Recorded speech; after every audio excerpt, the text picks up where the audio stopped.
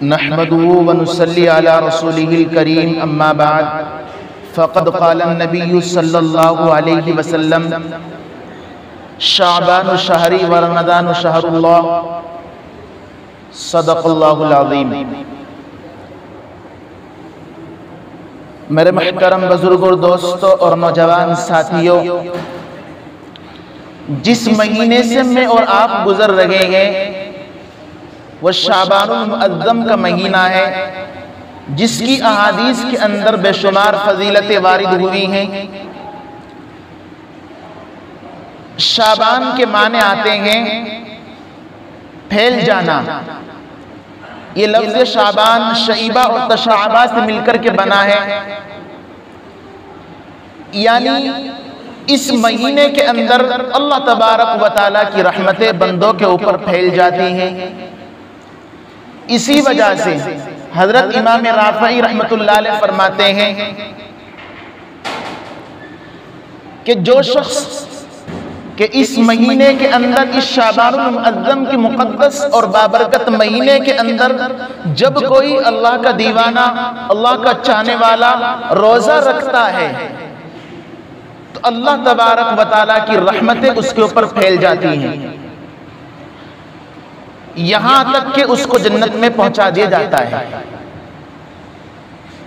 یہ شعبان المعظم کا مہینہ جس سے میں اور آپ گزر رہے ہیں بہت سی وجوہ سے بہت اہمیت کا حامل ہے۔ ایک حدیث میں آتا ہے کہ آقا مدنی صلی اللہ علیہ وسلم اس مقدس اور بابرکت مہینے کے اندر بکثرت روزہ رکھا کرتے تھے، یعنی زیادہ روزہ رکھا کرتے تھے۔ ایک حدیث میں یہ بھی آتا ہے کہ آپ صلی اللہ علیہ وسلم تمام مہینوں سے زیادہ اس مقدس اور بابرکت مہینے کے اندر روزے رکھا کرتے تھے۔ بعض روایتوں کے اندر یہ بھی آتا ہے کہ آپ صلی اللہ علیہ وسلم پورے شعبان المعظم کے مہینے کے روزے رکھا کرتے تھے۔ الغرض اس مقدس اور بابرکت مہینے کے اندر آقا مدنی صلی اللہ علیہ وسلم کا کثرت سے روزے رکھنا بے شمار حدیثوں سے ثابت ہے۔ اس طرح کی بہت سی روایتیں مل جاتی ہیں،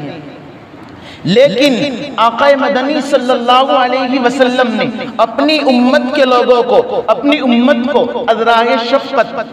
15 شعبان کے بعد روزہ رکھنے سے منع کیا ہے۔ کیوں؟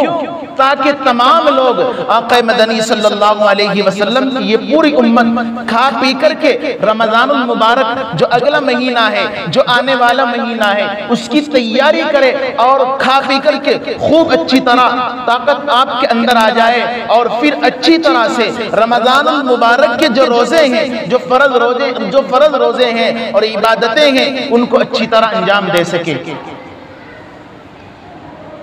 ان احکام پر اچھی طرح عمل کر سکیں، ان کو اچھی طرح آپ ادا کر سکیں۔ اور اسی مقدس اور بابرکت مہینے کے اندر شب بارات بھی ہے، جس کی تفصیل آگے آ رہی ہے۔ شب بارات کے بھی احادیث کے اندر بے شمار فضائل وارد ہوئے ہیں۔ اس مقدس اور بابرکت مہینے کے جتنے بھی خصوصیتیں ہیں، جتنے بھی فضائل ہیں،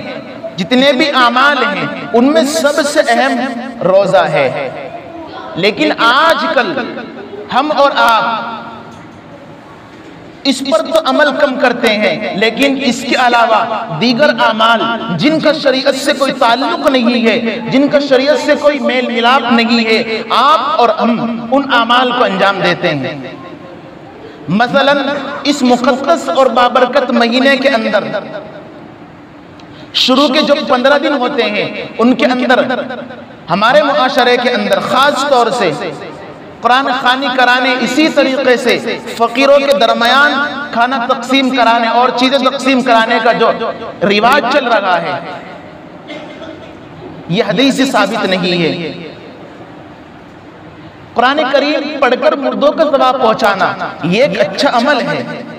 کوئی غلط کام نہیں ہے بلکہ اچھا عمل ہے، لیکن اس کا جو طریقہ، جو رواج، جو آج ہم نے جو مروجہ اس کی صورتیں ہیں، جو شکلیں ہیں جو آج ہم نے بنا لی ہیں، ان تمام شکلوں کی وجہ سے، ان تمام صورتوں کی وجہ سے، ان تمام رواجوں کی وجہ سے اس طرح کے کام کرنا ممنوع اور ناجائز ہے۔ قرآن کریم پڑھ کر مردوں کا ثواب پہنچانا غلط کام نہیں ہے،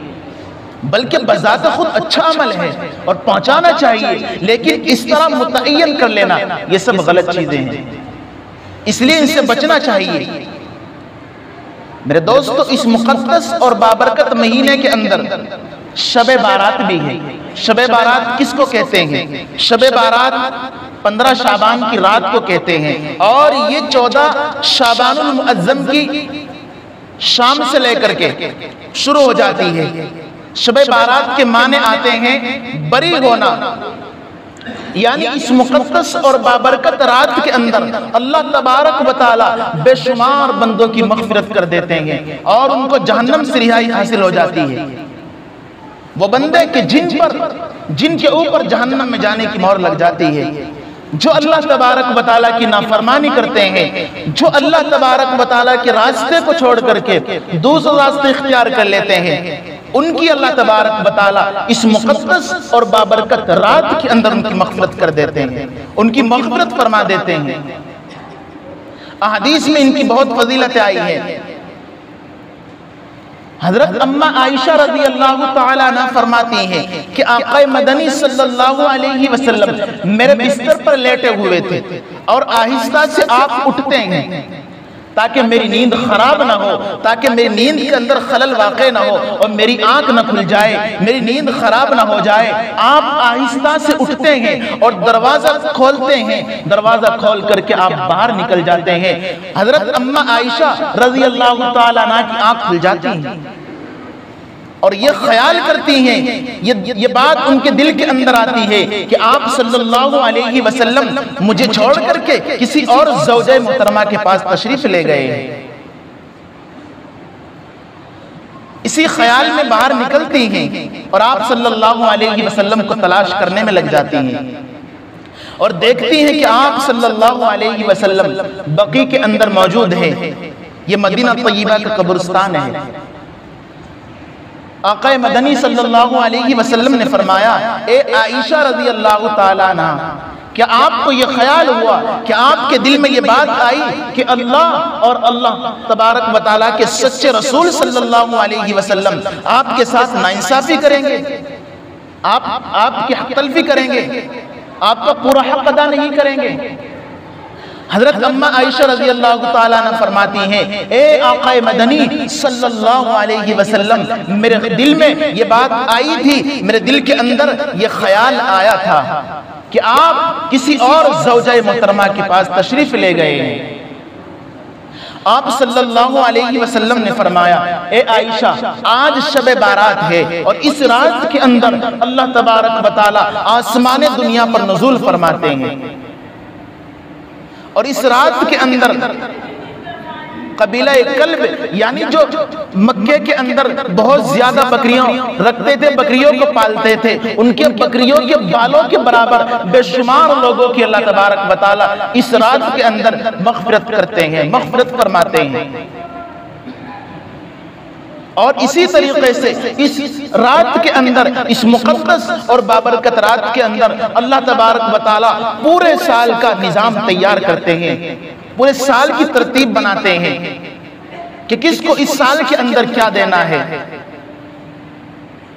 میرے دوستو، اس لیے اس رات کی قدر کرنی چاہیے اور اپنے لیے اللہ سے دعا کرنی چاہیے، اپنے بچوں کے لیے دعا کرنی چاہیے، اپنے کاروبار کے لیے دعا کرنی چاہیے، کیونکہ یہ رات بہت ہی مقدس اور برکت رات ہے۔ ایک روایت میں آتا ہے، حضرت علی رضی اللہ تعالیٰ عنہ سے مروی ہے، آقا مدنی صلی اللہ علیہ وسلم نے فرمایا کہ جب 15 شعبان کی رات آئے تو اس کی رات کے اندر عبادت کرو، خوب اللہ کے سامنے جاؤ اور اللہ کے سامنے جا کر کے سجدے کرو، نماز ادا کرو، نفلیں پڑھو اور اس کے دن میں روزہ رکھو، کیونکہ اللہ تبارک و تعالی 15 شعبان میں یعنی آفتاب کے غروب ہونے کے وقت سے لے کر کے صبح صادق تک یہ اعلان کرتے رہتے ہیں، ہے کوئی استغفار کرنے والا، ہے کوئی اپنے گناہوں کو معاف کرانے والا، تاکہ میں اس کی گناہوں کو بخشوں، تاکہ میں اس کے نامہ اعمال کو پاک صاف کر دوں۔ ہے کوئی روزی کا طالب، ہے کوئی حلال روزی پانے والا، ہے کوئی حلال رزق چاہنے والا کہ میں اس کو رزق حلال عطا کروں، کہ میں اس کو حلال روزی عطا کروں۔ ہے کوئی مبتلا مصیبت، ہے کوئی مصیبت میں مبتلا کہ میں اس کی مصیبت کو دور کروں، کہ میں اس کی تکلیفوں کو دور کروں۔ یہ اعلان صبح صادق تک برابر ہوتا رہتا ہے، لیکن ہم سوئے رہتے ہیں، ہم آرام کی نیند سے سوتے ہیں۔ اللہ تبارک و تعالیٰ کی جانب سے یہ اعلان ہوتا رہتا ہے، ہے کوئی اپنے گناہوں کو بخشوانے والا، ہے کوئی روزی کا طالب کہ میں اس کو رزق حلال عطا کروں۔ اسی طریقے سے ایک روایت میں آتا ہے کہ آقا مدنی صلی اللہ علیہ وسلم نے فرمایا کہ اللہ تبارک و تعالیٰ آسمان دنیا پر تجلی فرماتے ہیں اور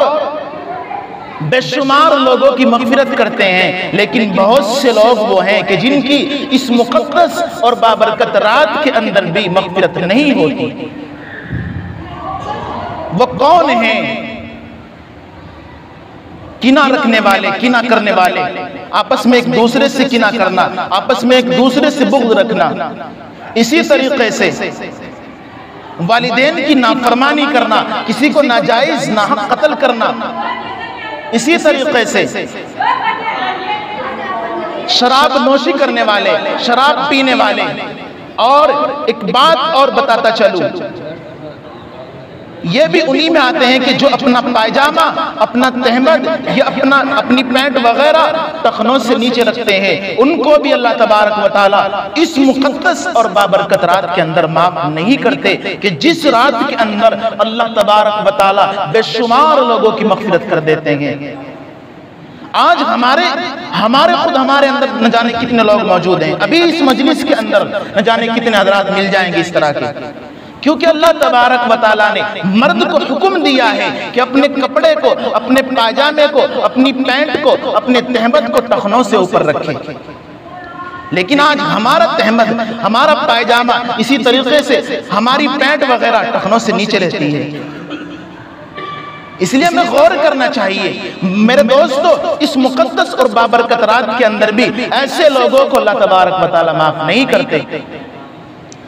اللہ تبارک و تعالیٰ سے دعا کرے کہ اللہ تبارک و تعالیٰ ہمیں اس مہینے کی قدر کرنے کی توفیق نصیب فرمائے۔